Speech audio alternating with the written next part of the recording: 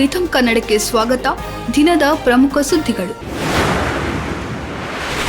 27 ವರ್ಷಗಳ ಬಳಿಕ ಬಿಜೆಪಿ ಮತ್ತೆ ದೆಹಲಿ ಗದ್ದುಗೆ ಏರಿದೆ. ದೆಹಲಿಯ ನೂತನ ಮುಖ್ಯಮಂತ್ರಿಯಾಗಿ ಇಂದು ರೇಖಾ ಗುಪ್ತಾ ಅವರು ರಾಮಲೀಲಾ ಮೈದಾನದಲ್ಲಿ ಪ್ರಮಾಣ ವಚನ ಸ್ವೀಕರಿಸಿದರು. ಲೆಫ್ಟಿನೆಂಟ್ ಗವರ್ನರ್ ವಿಕೆ ಸಕ್ಸೇನಾ ಅವರಿಗೆ ಅಧಿಕಾರ ಗೌಪ್ಯತೆಯ ಪ್ರಮಾಣ ವಚನ ಬೋಧಿಸಿದರು.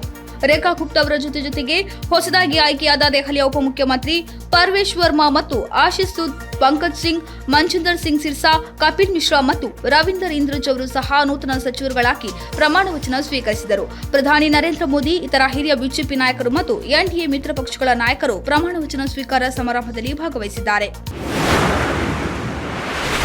ಪ್ರಯಾಗ್ರಾಜ್ನ ತ್ರಿವೇಣಿ ಸಂಗಮದ ನೀರಲ್ಲಿ ಹಾನಿಕಾರಕ ಬ್ಯಾಕ್ಟೀರಿಯಾಗಳಿವೆ. ಇದು ಸ್ನಾನ ಮಾಡಲು ಯೋಗ್ಯವಲ್ಲ ಎಂಬ ಮಾಲಿನ್ಯ ನಿಯಂತ್ರಣ ಮಂಡಳಿಯ ವರದಿಯನ್ನು ಯುಪಿ ಸರ್ಕಾರ ಅಲ್ಲಗೆಳೆದಿದೆ. ತ್ರಿವೇಣಿ ಸಂಗಮದ ನೀರು ಕುಡಿಯಲು ಯೋಗ್ಯ ಎಂದು ಸಿಎಂ ಯೋಗಿ ಪ್ರತಿಪಾದಿಸಿದ್ದಾರೆ. ಈಗಾಗಲೇ ಕುಂಭಮೇಳದಲ್ಲಿ 56 ಕೋಟಿ ಭಕ್ತರು ಮಿಂದೆದ್ದಿದ್ದಾರೆ.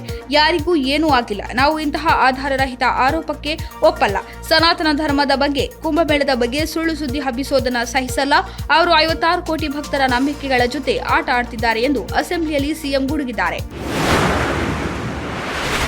ನಾಡಿನ ವಿಭಿನ್ನ ಕಲೆ ಸಂಸ್ಕೃತಿಗಳನ್ನು ಪರಿಚಯಿಸುವ ನಿಟ್ಟಿನಲ್ಲಿ ಶಾಲೆಗಳಲ್ಲಿ ರಂಗೋತ್ಸವ ಎಂಬ ಕಾರ್ಯಕ್ರಮದ ಅನುಷ್ಠಾನಕ್ಕೆ ರಾಜ್ಯ ಸರ್ಕಾರ ಮುಂದಾಗಿದೆ. ಆದರೆ ಇಲ್ಲಿ ಮನರಂಜನಾ ಕಾರ್ಯಕ್ರಮದ ಪಟ್ಟಿಯಲ್ಲಿ ಕರಾವಳಿಯ ದೈವಾರಾಧನೆಯನ್ನು ಸೇರಿಸಿರುವುದು ಇದೀಗ ವಿವಾದಕ್ಕೆ ಕಾರಣವಾಗಿದೆ.